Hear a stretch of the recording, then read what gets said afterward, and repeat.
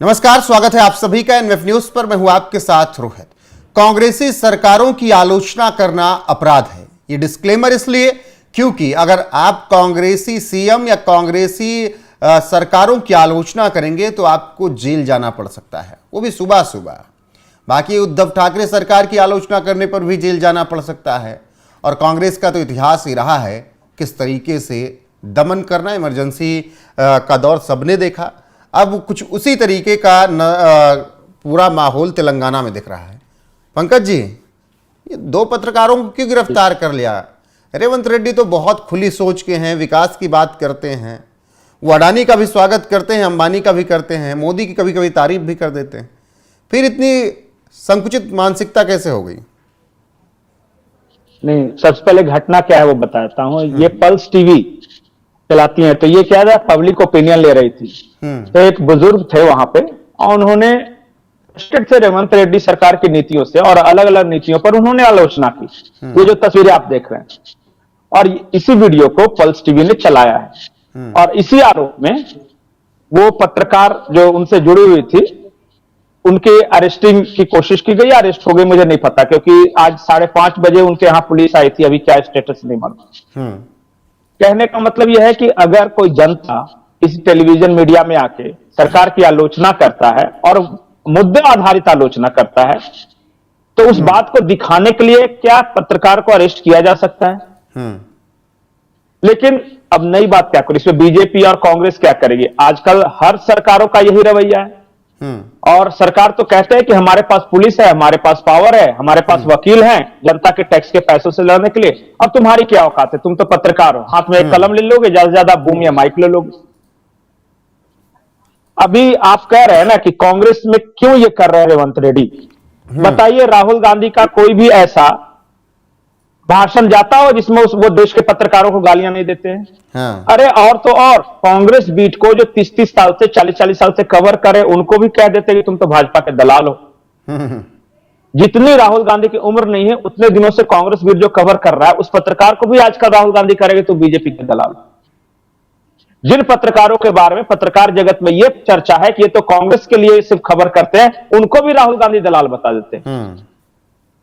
तो जब शीर्ष नेतृत्व भी इस तरह का हो, तो फिर नीचे के तो नेताओं पे असर होगा ही। आपको पता होगा, कर्नाटक की सरकार ने अपनी पुलिस को दिल्ली तक भेज दिया था, उत्तर प्रदेश नोएडा, अजीत भारती को गिरफ्तार करने के लिए। आप कांग्रेस या जुबैर के खिलाफ कहीं भी कुछ बोलते हैं तो कर्नाटक पुलिस जाके आपको अरेस्ट कर लेती है, किसी भी राज्य में आपको। ये है टॉलरेंस उनका मीडिया के प्रति। और ये आज नहीं है राहुल रोहित, ये कुछ आज नई बात है। आप इतिहास उठाकर देख लीजिए, इस देश में सबसे पहले अखबारों पर, प्रकाशन पर कि आप क्या खबर चलाएंगे, रोक किसने लगाई थी? इंदिरा गांधी के समय ये संजय गांधी ने लगाई थी ये रोक। हर दफ्तर के बाद एक इंस्पेक्टर खड़ा होता था, ये सिर्फ देखने के लिए कि आज क्या छपा है, कहीं सरकार के खिलाफ तो कुछ नहीं छपा है। गैग ऑर्डर पास था, और उसके विरोध में इस देश के उस वक्त सिर्फ अखबार हुआ करते थे। अखबारों ने अपना एडिटोरियल खाली छोड़ दिया था। ये वो इतिहास है कांग्रेस का। और अगर उससे पहले आपको जानना है तो फिर आपको याद आएगा कि किस तरीके से आकाशवाणी में किस तरीके से गाने नहीं चलने दिए गए किशोर दा के। आपको याद आएगा कि मुंबई से रील मंगाकर जो फिल्म एक बनी इंदिरा गांधी के खिलाफ, उसको जला दिया संजय गांधी ने। तो इतिहास तो बहुत बड़ा इनका दमन करने का, मीडिया का। और आगे भी मैं बता रहा हूं क्या हुआ कि देखिए, इस देश में एक बहुत बड़ा किसान, सारे जाटों को बुलाकर किसान आंदोलन के तय था वहां पे दिल्ली में। देवीलाल ने, चौधरी चरण ने, इन सब ने एक मीटिंग बुलाई कि इमरजेंसी की खिलाफत करेंगे। उसी दिन संजय गांधी ने, सिर्फ एक चैनल हुआ करता था दूरदर्शन, उस पर नई नई रिलीज हुई फिल्म बॉबी लगवा दी कि सारे नौजवान बॉबी देखने लगेंगे, कोई जाएगा नहीं। यह संजय गांधी ने किया था। दूरदर्शन पे संडे को सिनेमा आता था उस समय, और जानबूझ के नई फिल्म चला दी कि सारे लोग जो है बॉबी फिल्म देखने लगेंगे, कोई उनके रैली में नहीं पहुंचेगा। और उसके बाद आप इतिहास देखिए, राजीव गांधी की मैं बात कर रहा हूं। राजीव गांधी जब ये विवादित ढांचे का ताला खुलवाने जा रहे थे, तो बाकायदा लाइव टेलीकास्ट कराया उसका उस वक्त दूरदर्शन पे कि कैसे इनका हेलीकॉप्टर उतरा, कब से कैसे ताला खुला। और रामायण सीरियल का टेलीकास्ट कराया गया दूरदर्शन पे, ताकि लोगों में हिंदू भावना, राम के प्रति सद्भाव, तब यह विवाद इतना बड़ा हुआ। और उसके बाद फिर तो जब तुम कर ही रहे हो सत्ताधारियों के, तो अपोजिशन में आडवाणी जी ने रथ यात्रा निकाल दी। लो, और बाद में ये फिर तुरंत बैक ट्रैक कर गए, सेकुलर हो गए। और ये सब क्यों किया गया था? क्योंकि शाहबानो केस में सुप्रीम कोर्ट के फैसले को पलटा था राजीव गांधी ने, और पूरी देश की मीडिया को उस वक्त मैनेज किया गया था। ठीक है, लेकिन आप पूछिए जो इंडियन एक्सप्रेस के संपादक हुआ करते थे उस वक्त, नाम था उनका कोई गोयंका, रामनाथ गोयंका जी, उनको क्यों अरेस्ट किया गया था?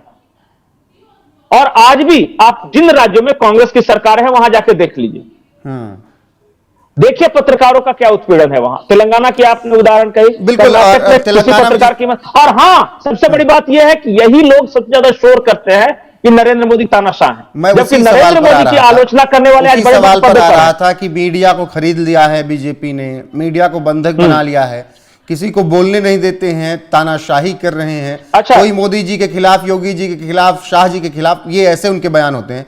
बोलता है तो उन लोगों की गिरफ्तारी हो जाती है। खुद क्या कर रहे हैं? अच्छा, मैं आपको उदाहरण बताता हूं। कौन मोदी का जो फेवरेट पत्रकार है आज कमा रहा है इतना, जितना ये आलोचक कमा रहे हैं? बिल्कुल बताइए। और कांग्रेस के पेरोल पे कौन पत्रकार थे जाके दिल्ली मीडिया सर्किल में, किसको नहीं पता है कि उस वक्त प्रेस क्लब से इनकी कारें खुला करती थी, आगे वर्दी वाले ड्राइवर हुआ करते थे, लुटियंस दिल्ली के किसी बंगले में रात रात भर पार्टियां चला करती थी, और पार्टियों में यह फैसला होता था कि यूपीए का मंत्री कौन बनेगा। नीरा राडिया का पूरा टेप निकाल कर देख लेना, आज भी यूट्यूब पे मौजूद है। इनको दुख इस बात का है कि उस वक्त तो मंत्री तक डिसाइड करते थे, आज मंत्री क्यों नहीं बनाने दे रहे हैं हमें। बाकायदा बरखा दत्त तो डील कर रही है, इंफॉर्मेशन टेक्नोलॉजी मिनिस्टर कौन बनेगा, तो अहमद पटेल से मेरी बात हो गई है। पूरा नीरा राडिया का पूरा प्रकरण टेप निकाल कर देख लीजिए, आज भी दर्शकों से मैं कहूंगा यूट्यूब पे मौजूद है। बिल्कुल। और ये थी उस वक्त की मीडिया। अब इनको कष्ट ये है ना कि मोदी जी इनसे पूछते क्यों नहीं, खबरें लीक क्यों नहीं होती, राष्ट्रीय सुरक्षा से जुड़ी खबरें बजट आने के पहले बजट की प्रति मीडिया ऑफिस में क्यों नहीं पहुंच जाती, ताकि लाखों करोड़ों का बारह न्यारा हो जाए। कष्ट यहां पे है। और कांग्रेस और मीडिया, कांग्रेस जितना पत्रकारों का दमन किया आज तक किसी ने किया। सारे पत्रकार जेल में थे उस वक्त। बिल्कुल। और आज भी देखिए क्या चल रहा है, पंकज जी गिरफ्तारी हुई, सब कुछ हुई, तेलंगाना देख लीजिए, लेकिन सुबह सुबह लड़कियों को गिरफ्तार करने के लिए सादे कपड़ों में पहुंचे कुछ लोग। अरे वो डराते धमकाते हैं भाई, आप जानते नहीं हैं इन लोगों को। एक खौफ में रखना चाहते हैं पत्रकारों को कि डर जाओ, हमारे खिलाफ नहीं लिखो, कुछ नहीं छापो, हम कुछ भी करते रहे, मत लिखो, न मत बोलो, मत छापो। पहले सिर्फ गुंडा तंत्र इस तरह की माफियागिरी करता था कि पत्रकारों को डराता था तुमको जान से मार देंगे। अब वही काम पॉलिटिकल सर्किल में बैठे कुछ लोग कर रहे हैं। जो डर गया वो डर गया, वो तुम्हें माता चपता तुम्हें करता, लिफाफा पहुंचता जाता है उसके यहां। वैसे पत्रकारों को हम लिफाफे वाले पत्रकार कहते हैं। और नहीं तो क्या होगा, थोड़ी सी गुर्बत में जिएंगे जरूर, लेकिन आत्मसम्मान तो जिंदा रहेगा। जिगरा ठोक के कहेंगे कि सबके खिलाफ बोलते हैं और दिल से बोलते हैं। बिल्कुल, लेकिन सवाल यही है कि मोहब्बत की दुकान में ये एक और आइटम ऐड हो गया है का मोहब्बत का दुकान। अरे बच्चा, हम खुद के मुंह से बोल देने से मोहब्बत के दुकान में तो मोहब्बत का दुकान हो जाएगा। रोज सबको गालियां दे रहे हो, प्रधानमंत्री को आप अभद्र भाषा का प्रयोग करें। कल ही मल्लिकार्जुन खड़गे जो थे राज्यसभा में खड़े होकर अभी तो कम ठोका है और ठोक देंगे, पता नहीं ठोकना क्या होता है। कल राज्यसभा में खड़े होकर इतना सीनियर आदमी बोल रहा है। और ये जो राहुल गांधी वो बाजू दिखा रहे कि मेरा सिक्स पैक ऐब है, ये कोई राजनीति है? ऐसे ही चलेगी देश की राजनीति। तो जब सीनियर नेता ये करेंगे तो जूनियर अगर पत्रकारों को उठा ले रहे हैं, किसी को कार से कुचल के मार डाल रहे हैं, किसी को गोली मार दे रहे हैं, तो क्या दिक्कत है? अभी हाल में आया था ना छत्तीसगढ़ में, उस पत्रकार को वो कांग्रेस का नेता चुनवा दिया था अपने यहां पानी के सेफ्टी टैंक में। बिल्कुल, तमाम खबरें हैं। बाकी ढकोसलेबाजी है, रोज उठकर ये बोलना कि मोदी जी बीजेपी तानाशाही कर रही है और दूसरी तरफ खुद की तानाशाही चल रही है। कहीं समोसे के लिए हिमाचल में जंग हो जाती है, तो कहीं पत्रकारों को गिरफ्तार कर लिया जाता है, कहीं पत्रकारों को सेफ्टी टैंक में कांग्रेसी नेता चुनवा देते हैं। तो ऐसा तमाम जगह चल रहा है। बाकी रेवंत रेड्डी से लोग उम्मीद नहीं कर रहे थे कि वो इस तरीके के काम उनके राज में होंगे, क्योंकि उनको बहुत खुले माइंड और सबके विचार सुनने और उस पर विचार करने वाला सीएम लोगों ने समझा था। हालांकि बहुत किरकिरी हो रही है तेलंगाना सरकार की। अब देखना होगा कि मामले में क्या कुछ अपडेट आगे आती है। बने रहिए हमारे साथ, कमेंट करके अपनी राय जरूर दीजिएगा। नमस्कार।